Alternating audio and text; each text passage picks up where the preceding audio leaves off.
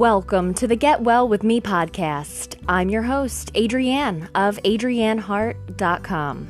I love you no matter what you eat, and our philosophy here is excellence, not perfection. Together, we explore the healing benefits of a mostly plant-based lifestyle while embracing the idea that happiness is homemade and our life is only as good as our mindset. Please subscribe to this channel on iTunes, Google Play, Castbox, YouTube, or your favorite listening app. So let's get into the episode. Today, we welcome Daniela Nastasi to the show. Daniela is the creator of her signature Breaking Ground meditation program. She's also a workshop facilitator and keynote speaker. She's going to teach us more about clearing the clutter in our own minds and share a little bit about her own journey with us today. Welcome, Daniela, to the Get Well With Me podcast. Hi, thanks for having me. Really excited to be here. Truly my pleasure. Now, before we get started, let's just play around with a fun question. What was your favorite TV show when you were a kid? Oh, so easy. Saved by the Bell was like my go-to. I was so in love with Zach Morris. I remember. Of course I do. I was just going to say, were you totally in love with Zach Morris? And of course, right, Screech, Lisa Turtle, it's all coming back to me now. Oh yeah. I mean, I can sing the song, and everything. The intro, I loved that show so much. I love it. I love to ask that question. That way I can tell if my guests are from the same generation as me. Our favorite show really places us in our timeline. So, well, let's go ahead and get into it. Tell us what brought you to a place in your life where you felt that it was important to pursue health and wellness via meditation. Okay, so that is such a lengthy question, right? Because there's so much that goes with it, but I'll try to answer as specifically as I can because so many factors contributed to the journey that led me to meditation. So the first and foremost I would have to say is that I grew up with immigrant parents, and my father was very, very tough on all of us growing up. There was a standard that needed to be met, and we were never told when we were doing things right, only when we were doing things wrong. So for me, after a while, it started to feel like, can I get anything right? I mean, geez, this is like, so, very quickly at a young age, I developed a very negative outlook on myself. I was always very hard on myself, very critical on myself, very judgmental with myself. I never thought I was good enough for anything. I never thought I was smart enough to achieve anything. It was really a recipe for disaster. And in that, arena of thought, I ended up living my life to try to achieve satisfaction from getting love from my father. It started to become that everything I did was because I thought it would make him love me more. It would make him, think that I was good enough. It would make him, believe in me and think that I was a good kid and all that jazz. Sure. Right? So I started pursuing a life that really meant nothing to me. It was all, like I said, trying to get his approval and his love. And that quickly led to just more disappointment because even though I thought everything that I was doing, like the jobs that I would take, the projects that I would take on, like I thought they would make him happy and proud, but in the end, it was like he still didn't approve of anything I was doing. And so I remember another little factor that contributed to this journey was a guy I was dating at one time said to me, you have some really toxic thoughts. Like that was the exact phrase that he used. And wow. I was like, what do you mean? Like I had no idea. I was so asleep, right? I was not awake consciously at all. Like and even hearing those words, it just sparked something in me that was like, wow, if this guy is telling me from the outside that he can see my toxic thoughts, that must mean that everybody can. And like, wow. What the hell am I doing? How am I living my life? And so that really, really, and then that relationship ended also. And that just killed me because I was like so in love with him. And I thought we were going to get married. But obviously, retrospect 2020, he did me a huge favor. Wow. Yeah, when you look back, he was no Zach Morris, right? Oh, yeah. Oh, God, no. Oh, my God. Zach Morris? No. But, so, yeah, it ended up being for the best, but in the time I didn't know that, so I was so heartbroken. I remember, like, I didn't leave my house for weeks. I didn't take a shower for, like, I was ready to check myself in a mental hospital. Like, I felt like I had lost, everything. And so that really sparked a true journey of starting to really take a look at myself, like looking in the mirror and looking at who the hell are you and what are you doing with your life, and so in that process, I started reading tons of different books, and I started going to different seminars and Tony Robbins events. Like, he was one of the hugest motivators for me, and because a lot of his teachings are all about really taking a look at your mental capacity and yes. what you're thinking and how you're making decisions, and all that, if you know who he is. Yes, absolutely. Yes, right? So, for sure. So that really catapulted me in. And along the way, I found meditation, and I dabbled with it, but it wasn't until years later that I fully was able to mentally grasp, okay, this is what I really need. And when I started really intensely practicing it, I started to, and when I say intensely, I mean every single day, consistently, was when I really started noticing, wow, this is what I've needed my whole life, because everything else that I've ever done has given me results, but then in time, it's always slowly kind of faded. Like, yes. I went to these events, and I would experience immense improvement, and I would evolve tremendously, but then I would come home and I would be, back in my normal environment with the regular people in my life who, I have to say, not many of them were always at the level that I was at, which was, all this self-growth and self-improvement. Right. And so there was a lot of struggle, too, along the way with fulfilling what was right for me. And, in the face of people who were like, do you really need to do that? Or don't you think you're being a little excessive? Or is that really necessary? Right. So it was really a struggle. And so what I found was, as soon as I started really taking ownership of my life, I stopped living for my father. And then what do you know? As soon as I stopped doing what I think works for him and I start living my life, finally the man starts respecting me. Yes. And that was a huge eye-opener, too. Wow. Here I have been I wasted years of my life. I could have been doing so many other things, but I also appreciate the journey and what it did for me. And I obviously needed that, too. So this is a long drawn out answer, right? But essentially, it's necessary because it was such a long process, and I think that's really important for people to understand, is that there's really never something that is going to be a quick fix. Like, it's such a journey, and even now, years later that I've been practicing consistently, it's still a journey. There's still so much that I still learn about myself, and I still am continuing to grow, and so it's been. Meditation has been the one thing that I have been able to be consistent with, because I could be a little bit of I call myself one of those people who has, ADD sometimes. Mm-hmm. Get into things, and then I'm like, all right, I'm bored of this. Now I need something new, Sure. But meditation has been the one thing that, like, every day I know if I don't do it, I'm going to notice it. And especially if I have a specific day where I'm around certain people, like, I truly need to mentally prepare for that.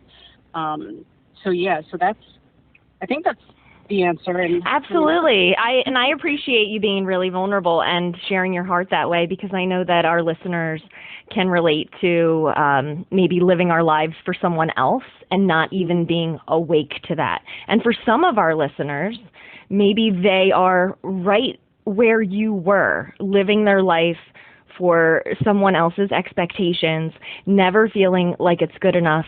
And by you sharing your story, you may have just literally awakened somebody that they don't have to stay stuck like that.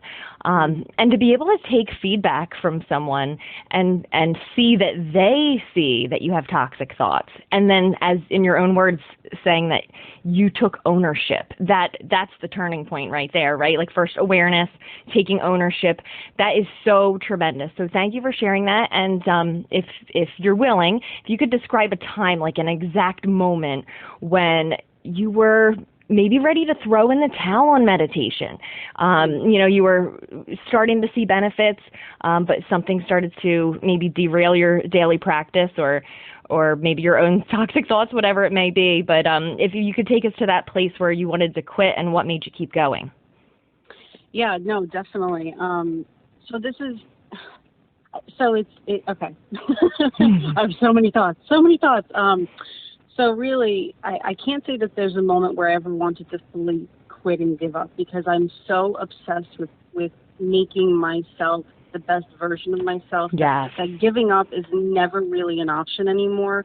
But what I will say happens, and it does happen more than I'd like to admit, is that I do find myself in a mental struggle with myself. Mm-hmm. And what I mean by that is, like, just the other day I woke up with some thoughts, and I woke up in a mood, and it was like, it was all these negative ideas in my mind, and these negative thoughts that I know are not true, but yet for some reason I was allowing them to take up space in my head, and I was not feeling good, and I was sad, and I was upset, and then I found myself crying about something, and in those moments, sometimes I'll think to myself, I don't know if I can curse, but I'll just say WTF, like what is wrong with you? Then the old me will kick in a little bit, where Right. my self-criticism will come in and be like, what is wrong with you? Like, you are better than this, and how can you be thinking this? Like, and then how do you think you're going to be helping other people when you still have these stupid thoughts that pop up once in a while? And it's so rough, and it's so hard. And then I realized,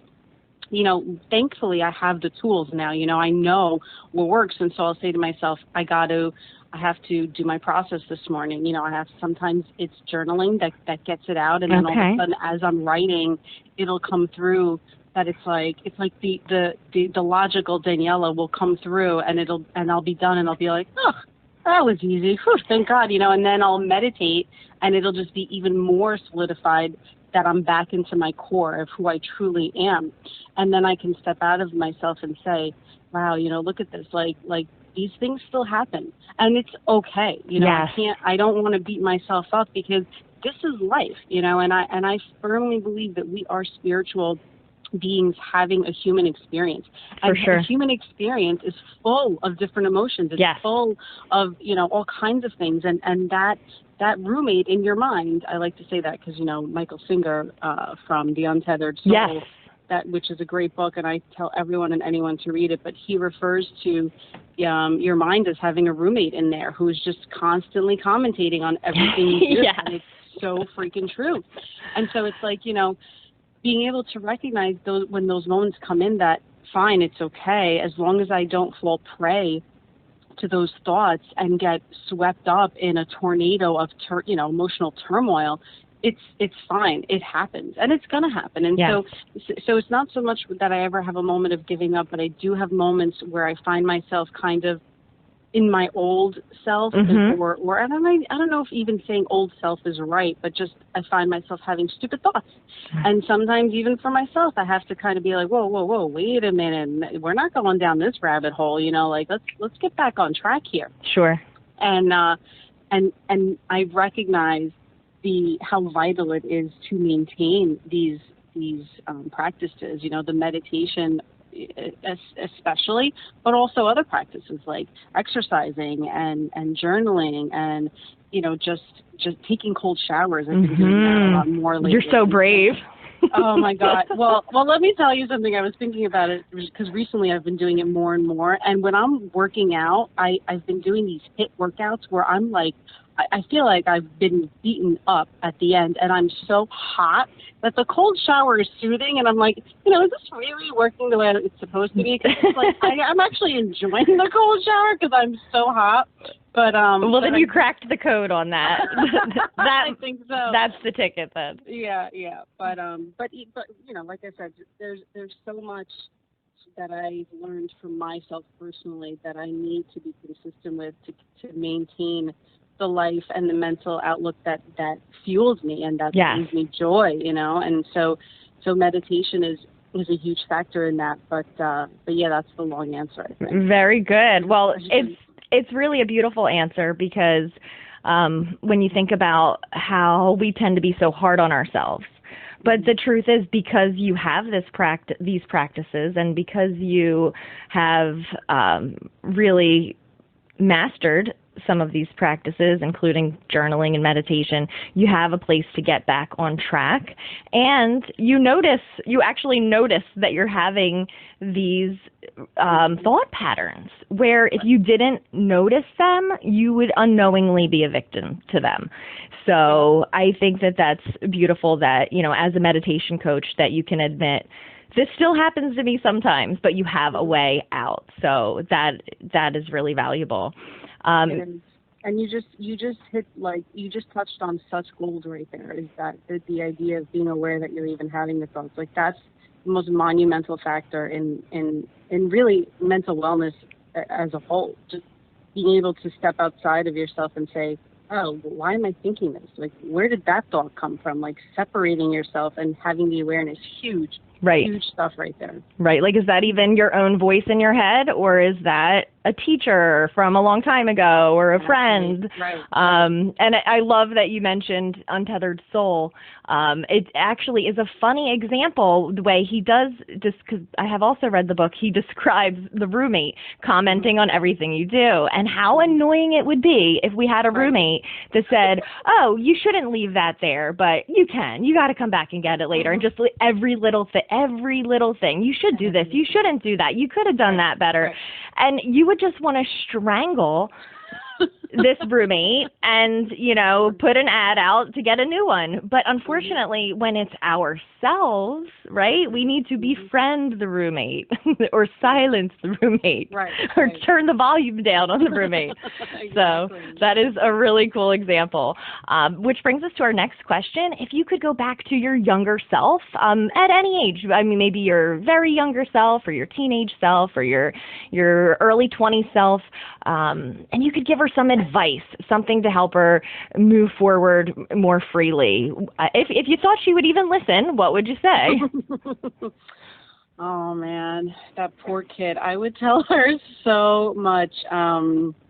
Let's see, what would I say to this little nugget of love that I love so much? Ruby. Sorry, my dog is... It's okay. So, dogs are allowed on the podcast. No problem.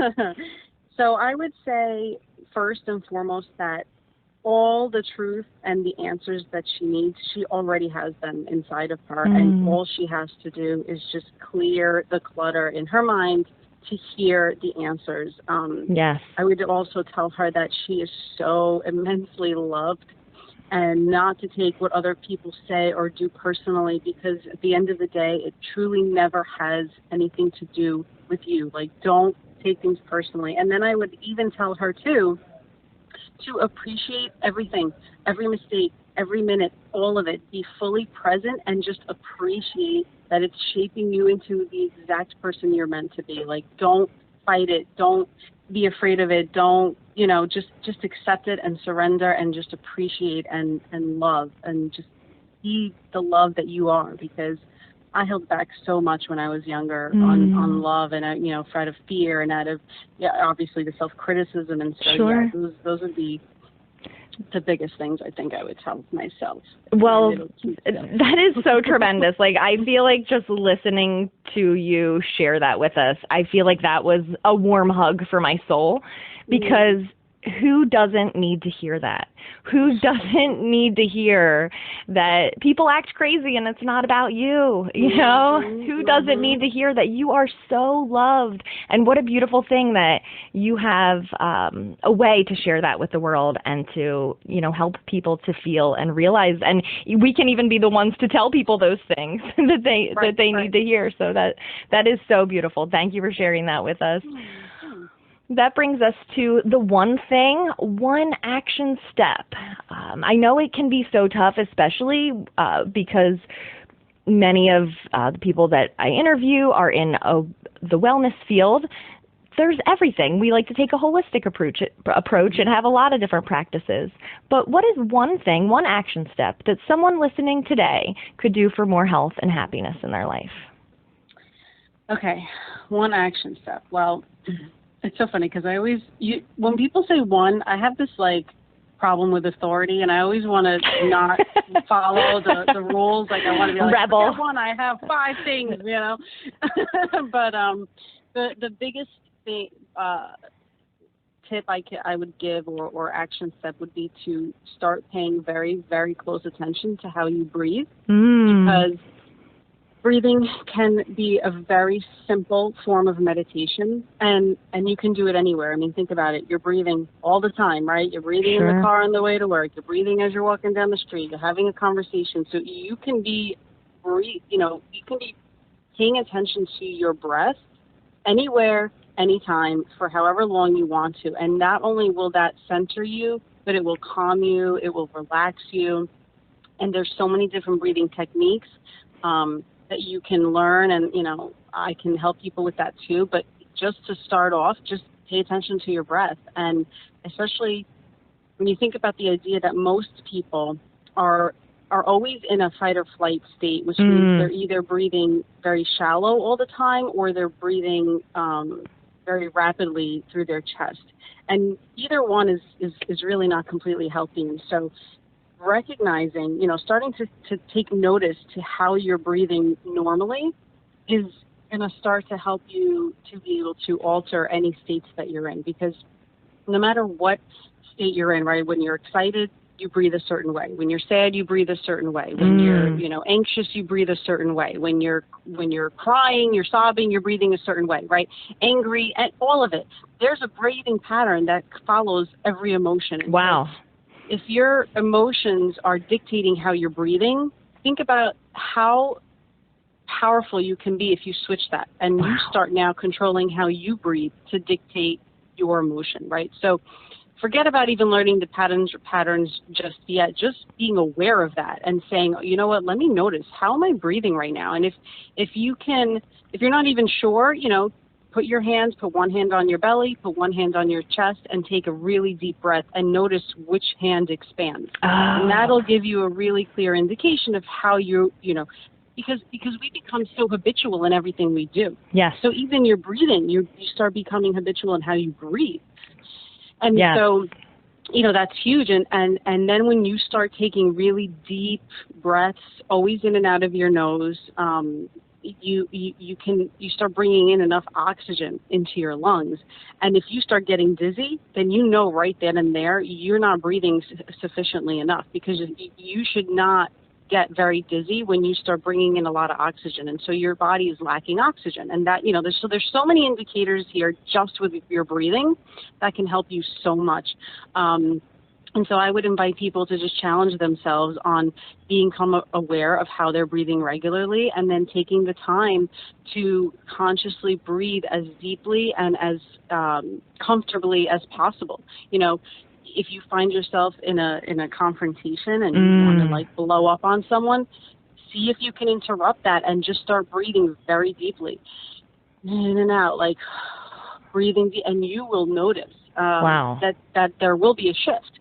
And so it's a really powerful tool that, and who would have thought, right, Adrienne? Like, we breathe all the time. You never think to yourself, like, oh, am I breathing? Yes. And then driving to work, breathe. If you're feeling tired, you can do breathing techniques that'll give you energy, that'll lift you right up. There's so many. And so, so that would be my one action step. And of course, if you don't want to contact me about it, or you don't, we're there, you could YouTube. I mean, you can find anything on YouTube. It really is like the most amazing invention ever. So. That is really cool. Well, in the future, when we have you back on the Get Well With Me podcast, maybe we could just focus on some breathing techniques, because you just really got me excited about the possibility of being able to kind of flip my emotions on and off, or at least influence them in some kind of a way. Because now that you're mentioning it, when I get worked up, I start to almost hyperventilate, and I can almost feel like I'm making myself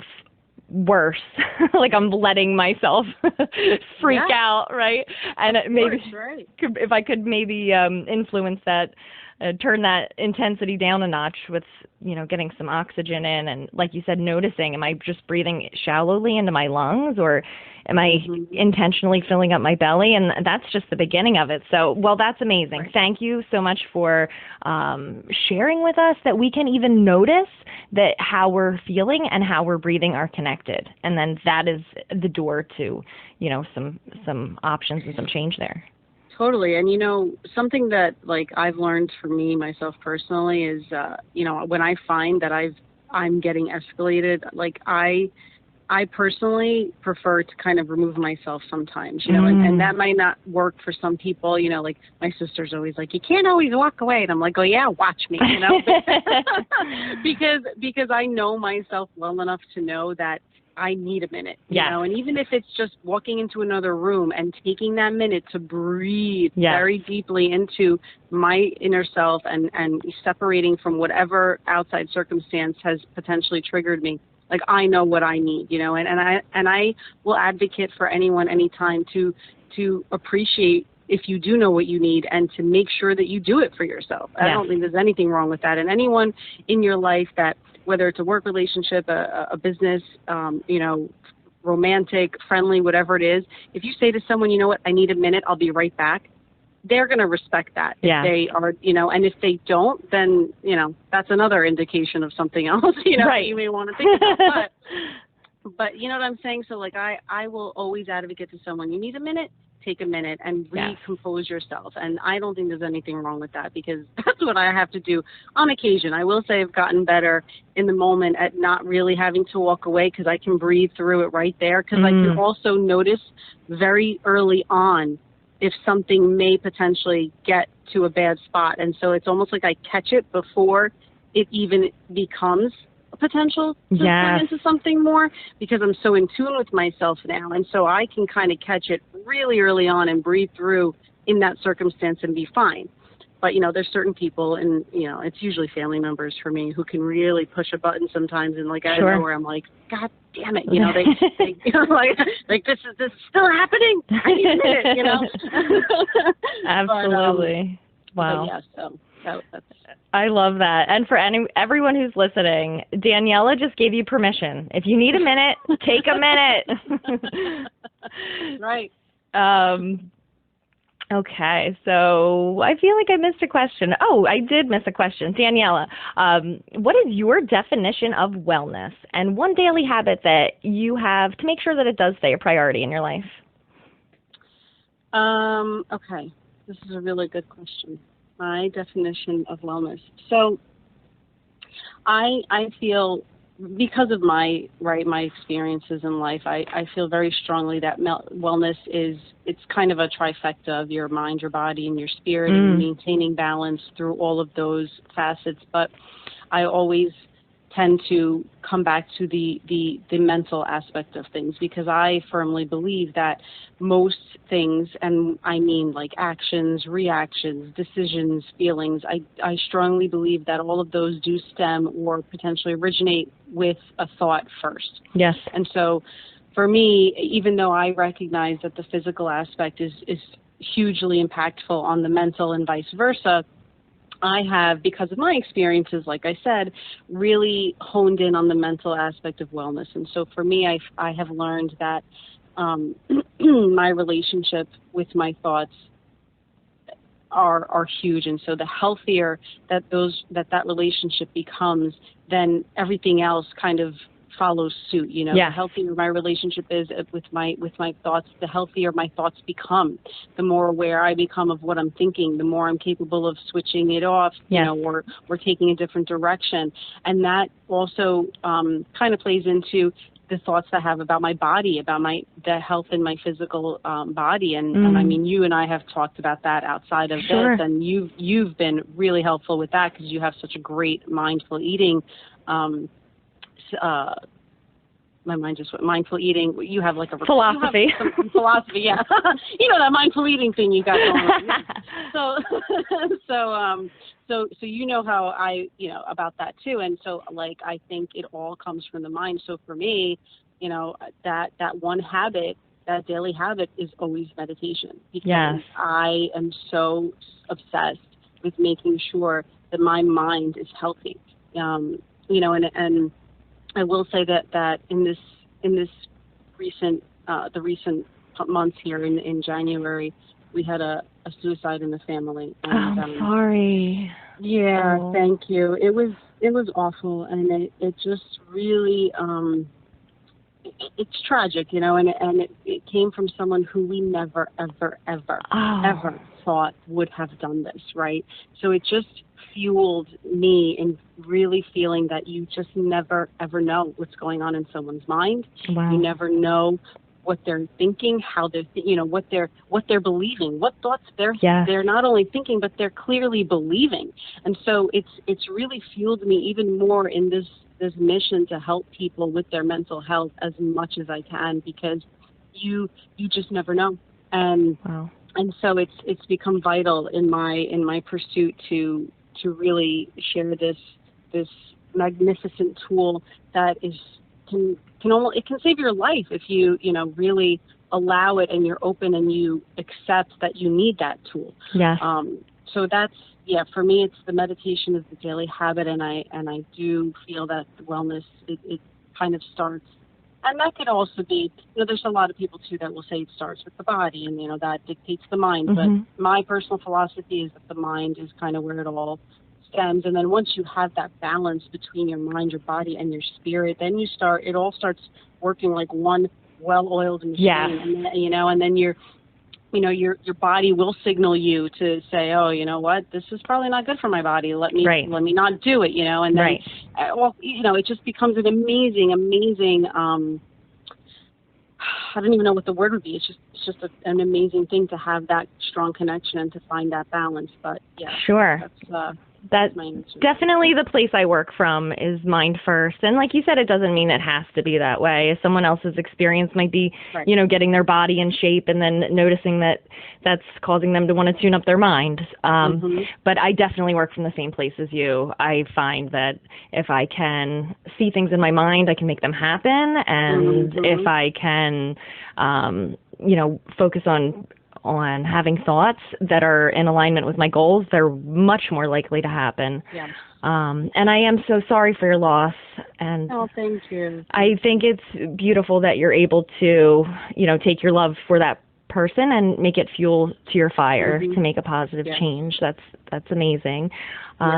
So getting into our final questions, can you share with us a fun tip for meditation that you think would be helpful for someone who's just starting out? Maybe they have all the excuses that I like to have sometimes, like I can't quiet my mind, I can't turn it off, I don't know, it's not for me, whatever their thoughts are, but maybe just a little fun tip to help interrupt that, or something. Yeah, totally. I do. I kind of, before I get into that though, I had a thought that I wanted to share. Yes, go for it. Kind of piggybacking on what you had just said in that last question is, I want to add to that your mind can't tell the difference between what's real and what's fake. That is true. And that's how powerful your mind is.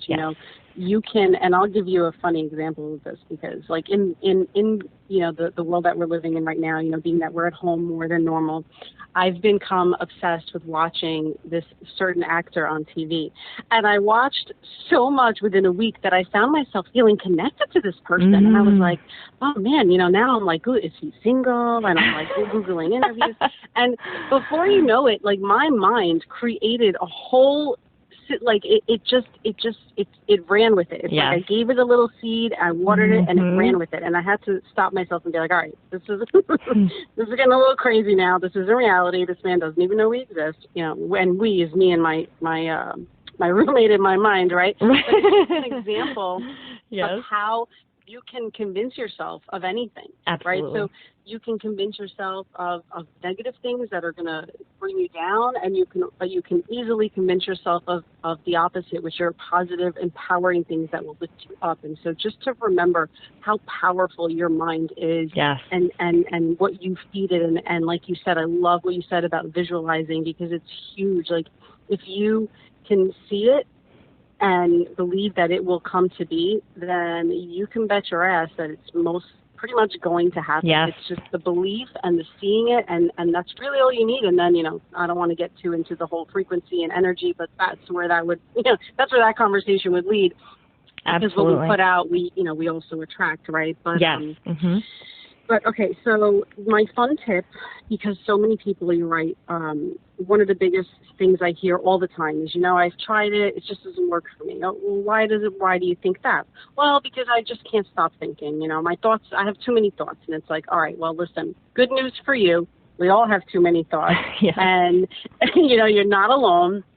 And the other part of it is that you don't have to stop thinking. And so the way that I have found has really sunk in for people on this concept is the idea of a pinball machine. And so I love using this analogy because I've gotten such great feedback on it. And I will say that I do believe it's my analogy that I've come up with on my own. I have never heard anyone else refer to it, so I almost want to trademark that. But yes, I haven't picked that up anywhere else, so that's interesting. And I am a 80s and 90s kid, so I'm all about that pinball machine. All right, so here we go. So you know what the pinball machine is, right? Yes. And for anyone listening that doesn't, just Google it. Yes. Whatever, you'll figure it out. But so the pinball, that little metal ball, whatever, comes shooting out of the socket, right? And it's coming out at warp speed. Yep. And it hits all the targets, right? And the idea is to earn points. And so the more, and then there's those levers that you push that continue to hit the ball and continues to give it momentum, and it keeps the speed going, and you're hitting more points, and you're earning more, whatever, your score is getting higher. So now, but what happens, as you well know, because we're both those 80s kids, right? We know the pinball machine. Eventually, that ball starts to lose momentum. You can't always hit it anymore. Now it starts to slow down, and eventually it falls to the bottom. The game is over. You're done. Yes. So I love comparing your thoughts to that little pinball. Okay. Because meditation is not about stopping your thoughts. It's about being aware of them and recognizing when you're engaged in a thought. And so if you imagine that your thoughts are like this pinball, and every time you engage in a thought, you're just giving it more momentum to continue engaging in more thoughts. Yes. And so if you can think of yourself as just watching the thoughts go by, like you would maybe watch the pinball bouncing around, eventually they will start to slow down. Your thoughts will begin to calm. The less that you engage in them, the less they have momentum, the slower they become, the calmer you become. And that is the essence of meditation, is recognizing, being aware when you have gotten lost in a thought, and without any judgment. As soon as you recognize it, saying to yourself, oh, look, I just went down the rabbit hole. You know what? That's fine. Now let me come back to my breath. Yes. That's a huge part of it, too. So that pinball analogy is a great way to recognize that you don't have to stop thinking. It's okay when you are lost in a thought. Totally fine. And, in time, the thoughts will calm down. And sure. So just giving yourself the love and the acceptance that that's okay, and that as soon as you recognize, you just bring yourself back to whatever technique it is that you're using at the time, whether you're focusing on your breath, using a mantra, whatever it is, just giving yourself the non-judgmental awareness of saying, oh, you know what, it's okay. And expectations are a huge thing too with meditation, and so making sure that you're not expecting that you're going to stop all your thoughts in the first sitting and you're going to feel refreshed, right away. Slow down with that right there, because that is definitely going to, you're going to set yourself up for failure. And we don't want that. We want realistic expectations that you'll be able to meet, and then you will start to see results right away. And so that pinball analogy, I think, is very important to a lot of people who have that misconception. Sure. And I think it's kind of fun. It is a fun analogy, and pinball is a lot of fun. and I think it's essential what you pointed out about the expectations. And we do this in so many areas of our life, whether we say, I'm going to go to the gym every day, and, we're not, that's silly, or whatever it might be. We get so extreme. And if our expectation is that we're going to sit down and cross our legs and transcend like Buddha, and no thoughts are going to come into our minds, then we're going to feel like big failures. But if we know that it's okay, that we do have thoughts, and that we do expect that through time that they will start to slow down and calm down and achieve a slower pace where we can kind of notice them drift by, I think incredible. So thank you for setting a proper and healthy expectation for meditation for all of our listeners, because that's essential. So if you've tried meditating in the past and you felt that you weren't doing it right, for sure follow up with Daniela, because she definitely has more tips like that. So we are all about uplifting and positive content with the Get Well With Me podcast and community. So before we say goodbye, where can we find you on social media? We want to make sure we can hang out with you wherever you are. Yes, totally. So you can find me, I'm on Facebook, I'm on LinkedIn, I'm on Instagram, and you just searching using my full name, you'll find me. So Daniela Nastasi. And I don't know if you want me to spell it or not. You can. You know what? Go ahead and spell it, and it's just like, to me, it's just like it sounds, but go ahead and throw out the spelling. Sure. So Daniela is Daniela, only one L. A lot of people think there's two, but wrong on that. And then Nastasi is, and like Nancy, Astasi. Perfect. So Daniela Nastasi, and like I said, Facebook, LinkedIn, Instagram, and then, I have a website too. Well, that makes it easy that everything is at your name. And then maybe if you want to present something from your website, I don't know if there's a certain place that we should reach out to you. We do love to help others here on the Get Well podcast, and we appreciate you sharing so much with us. Is there some way that we can serve you? Is there...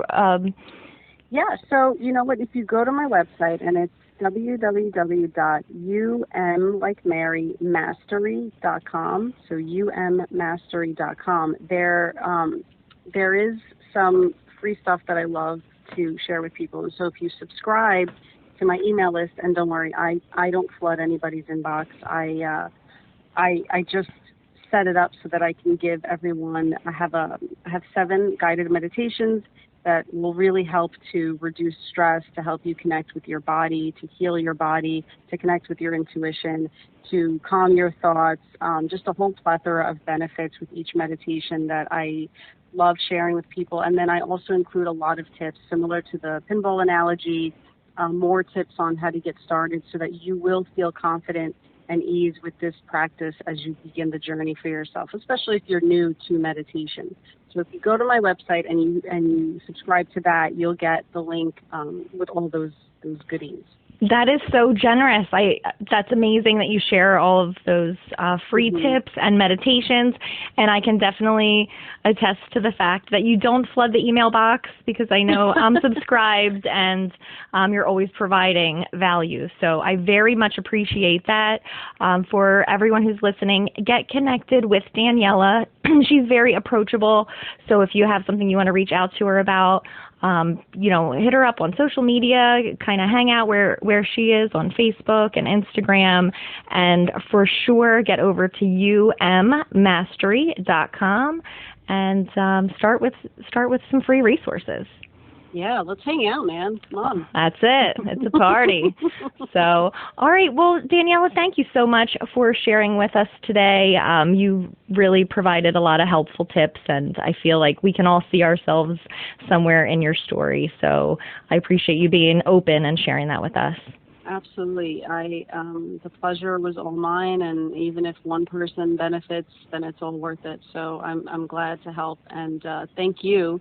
You've been amazing too, and I just want to acknowledge you because you're also doing some really great stuff, Adrienne. And you helped me with that mindful eating stuff, and that was awesome. So my pleasure. My pleasure. All right. Well, thank you for coming on, and until next time, take care. Thanks. Ciao. Thanks.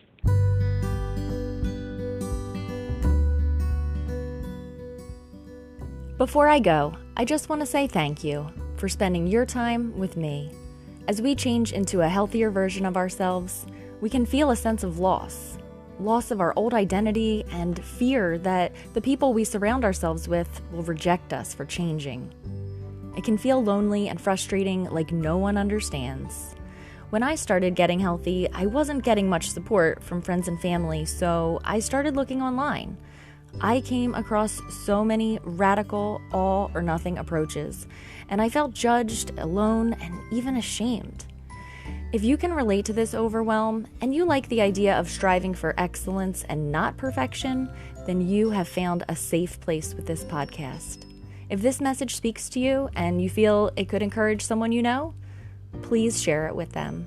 Remember to hit subscribe, and until next time, be well, because living healthy doesn't have to be hard, and we don't have to do it alone. Until next time, shine brightly.